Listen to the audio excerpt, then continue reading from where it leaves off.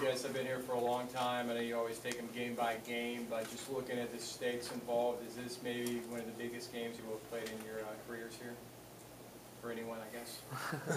I mean, it's some type of history being made.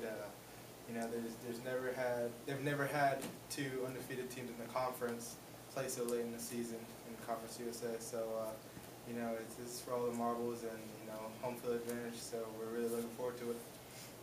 Yeah, like Jerry said, it's a big game for us, and just having home field advantage for the conference championship is going to be huge and real big play in our part. Just like the other guy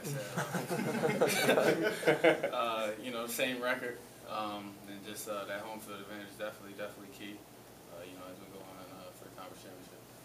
And that's something you guys have discussed, is the importance of getting that home field for a conference championship, because that can make your goal maybe a little bit easier of ultimately winning CUSA if you knew it was here, right? Mm-hmm. Definitely. Winning games on the road is hard. You know, every coach would tell you the same thing. So, you know, having it in the Bright House, that would be awesome, and we would look forward to that. When you guys looked at film on Sunday, what stood out to you as far as what needed to be corrected? I know, you know, the win at UTEP wasn't maybe the way you guys wanted to do it. I guess, Kemal, starting off defensively, what did you see to kind of correct going forward into Tulsa? I mean, they're just effort guys. I mean, going up to El Paso is a hard place to play at, and we just got to stop the run and, I mean, get our fits right and just tackle and just play and compete overall more better. But, I mean, UTEP is a good team. Despite their record, they're a real good football team to play against, and going up to El Paso was real hard. I mean, you know, with the time shift and everything, and just playing with them. Well, going up there, we knew it was definitely going to be a hard game. You know, and they did a lot of different things as far as defense goes. And they made it hard for us, you know, just to run the ball, especially first, and did some different things as well as far as passing the ball and protection-wise. So I know we got to be able to run the ball, but that's every week, and we just got to definitely, you know, make sure we do that this week to open up the rest of the offense, passing. Guys, offensively, this is going to go down as one of the all-time great scoring teams in program history at the Division I level. Is that a testament to the continuity with the coaching staff, the offensive coordinator? You guys have been in the system for such a long time, and then you guys obviously had to go out and execute. I mean, why the success this year to this level? And we have a lot of seniors who all want to achieve the same goal. Great coaches. Offense is playing well. Defense is playing well. Offense put up a lot of points every games. Defense has takeaways that put the offense in the right position. I mean, special teams playing well too. So, I mean, it's just everybody doing their part and just getting the job done. Jordan, the offensive line has been playing very well the last few weeks. What's been the change, or what do you think's kind of got you guys going? I mean, it's playing together for, you know, however many weeks we have. Well, this is our 11th week, so, you know, playing together for that long, we know what each other is doing, you know, and we're a step ahead of the game, and we're gelling. And it's not only the offensive line, you know, it's the backs, the quarterback, and, you know, we're all on the same page, and we need to continue to get better, as everyone saw against UTEP, you know. We had some slip-ups, and they did some different things, but, you know, we had to stay on blocks as an offensive line, which we didn't do a lot of the time. And this week, we can't afford to do that against Tulsa, so, you know, we've got our work cut out for us, and we're practicing hard to improve from last week. You say this, you guys do the best on offense for you guys, establish the run and able to open up the rest of the offense. Facing the number one rushing defense in the league this week, your ops going to be keen on you. As you get up for games like that, does that give you kind of some incentive to go ahead and take it right to them? Most definitely. You know, it's definitely, you know, I love the challenge. The whole offense loves the challenge, the offensive line, and myself especially too. So it's definitely a challenge we accept, and we know how hard we got to work during the week to go out there and you know, and make the yards that we need to make. Last question, yes. Kemal, just kind of talk about the Tulsa offense a little bit, and there's a quarterback this year. What kind of stands out as you watch him on tape? I mean, he's a good athlete. He can throw the ball well, and he runs extremely well. They have great backs, about 3 of them. They have a great H-back who moves all over the place and runs well like a receiver. The receivers are huge. I mean, they have a number 1, number 12, and you guys get down the field real well. But overall, we just have to stop the run. I mean, just stop the run, make them one-dimensional, and just get turnovers, and just play well and compete like we always do. Okay. Thanks, guys. Appreciate it. Thank you, gentlemen. Can you assess Ray Shipman's play this year and how he's improved or where he's at? Ray Shipman. I think he's turned from a basketball, sort of contact guy to a contact football guy. I think it's a whole different game. I think it took him probably a little bit longer than I expected to understand football's a game of contact. But I think he's starting to run through people. I think early he was just running 2 guys, not through them. Now he's extending that more and closing the distance on a lot of plays. So I think he's improved. That's really where he's improved as far as closing the distance on the plays he needs to make.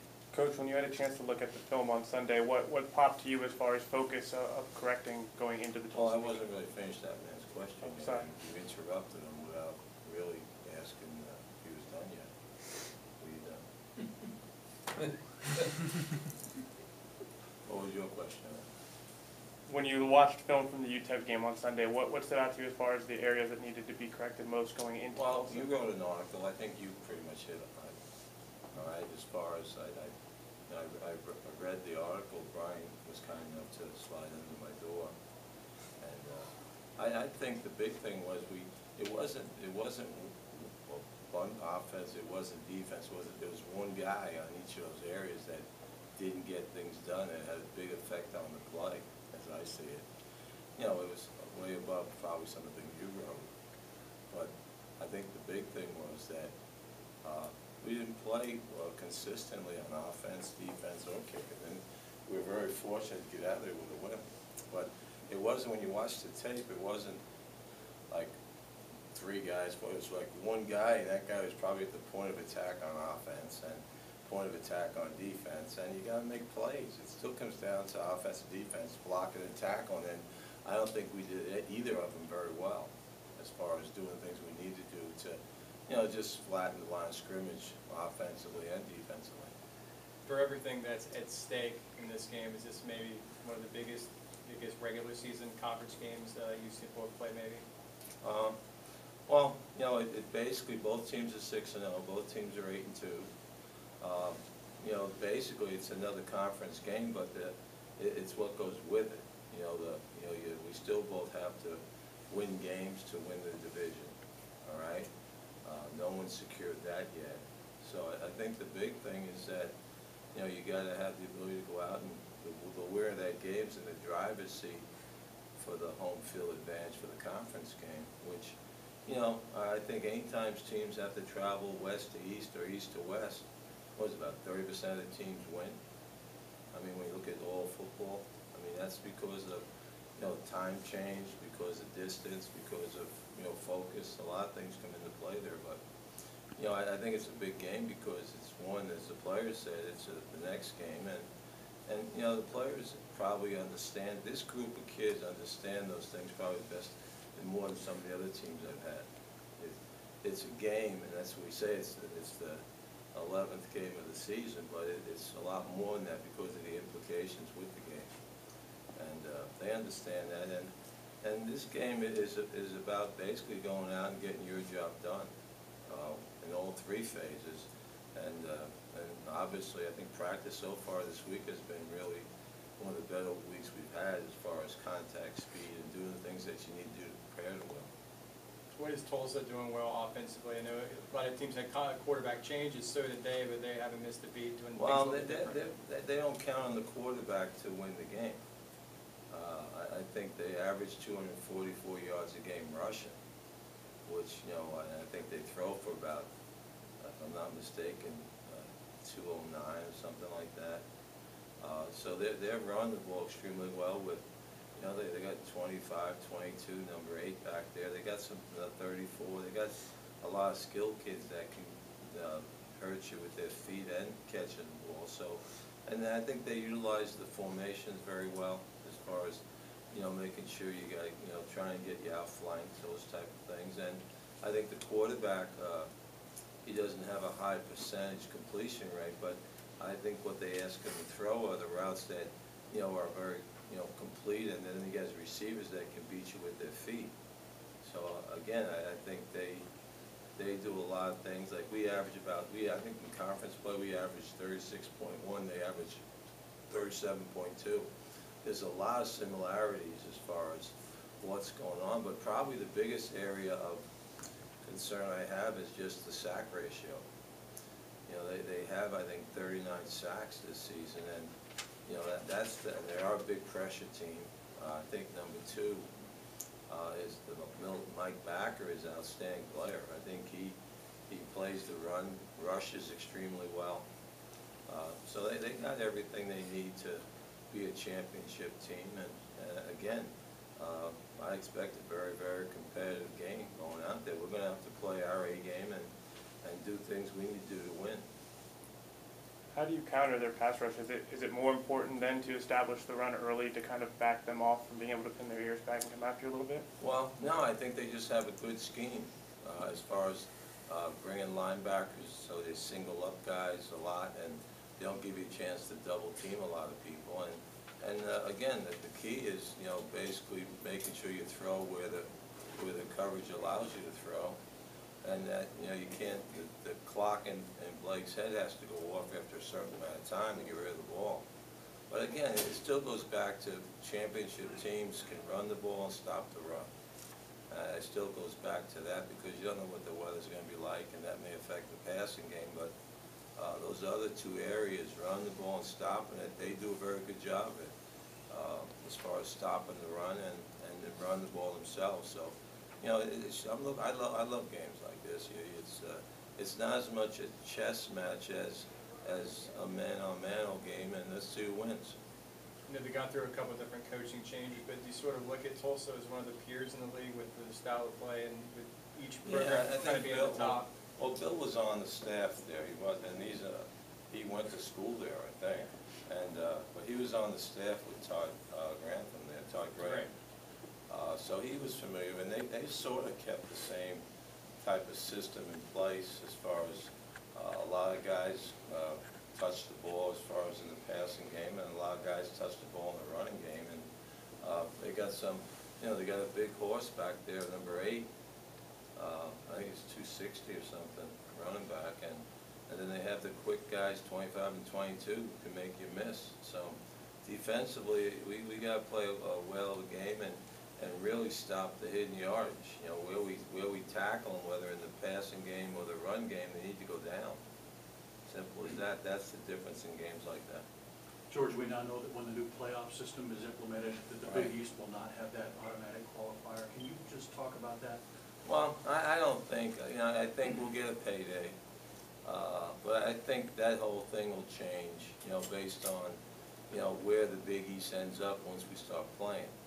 All right, I think there's some awful good teams they took in the Big East. Even if you look at the top 25 now, there's teams represented in that thing. So, again, I think the commissioners voted on, that has to get through the presidents, I think, but we'll have a payday, and I think things are going to change rapidly with that whole thing when they do make changes. And, you know, you know, I guess they formatted a East-West league somewhat, and, for a 2-year deal until we get 14 teams in the league, and then I don't know what they're going to change to. But what I see is very competitive, and you got teams that have been to BCS Bowls and everything else that are representative in both sides of that division. So, but, you know, I think they voted, and, you know, I think Mike Oresco, the commissioner, will have a plan of action. But no, it'll be a bigger payday than we've been getting. I know that. So I think that's how I look at it. Do you like the way that the divisions look like they're going to be set up, at least for the 2 years with, you know, being on the I East? mean, you know, we got to order all new clothing. As far as, you know, you're playing most of your games up in the East up there, and, you know, you get to Connecticut and Rutgers and Cincinnati, and, you know, it's, and in fact, we went out to El Paso, it was 40 degrees and 35-mile-an-hour winds, and, you know, I don't know how much worse it can get, but, you know, it's, you know, I look forward to playing. I like getting up to the when we first talked about the Big East, I was happy because I had a chance to get back to Madison Square Garden, watch the basketball tournament and stuff. Good road trip for us too, in the press. Yeah, you guys get too many good road trips. Other people have to work. No matter who wins that game Saturday between you and Tulsa, there's a good possibility that you two will play again. How do you look at that? Is that an advantage, disadvantage? You know, that was the one thing about the pros. I used to always get a kick out of. You'd play a team, and then they're in division, you go play them twice.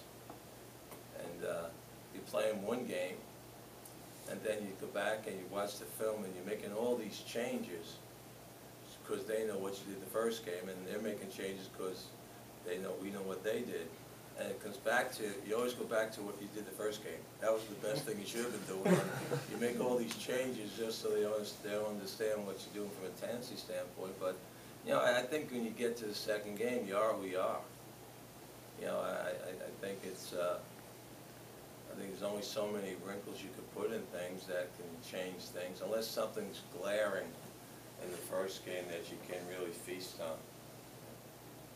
Did Jose get back in your good graces? I saw he got in there the other night. His weight, he got his weight down to 326, and if he's a pound over that any one day, he's back on the show field. All right, so again, as I said earlier, every pizza joint within 3 miles calls him by his first name and stuff, and he has to just watch his weight. I mean, it's self-discipline really more than anything else, and you don't like to send that message, but you know, sometimes you got to do what you think is right for him and the football team, and he understands it. He comes in my office every day with his weight.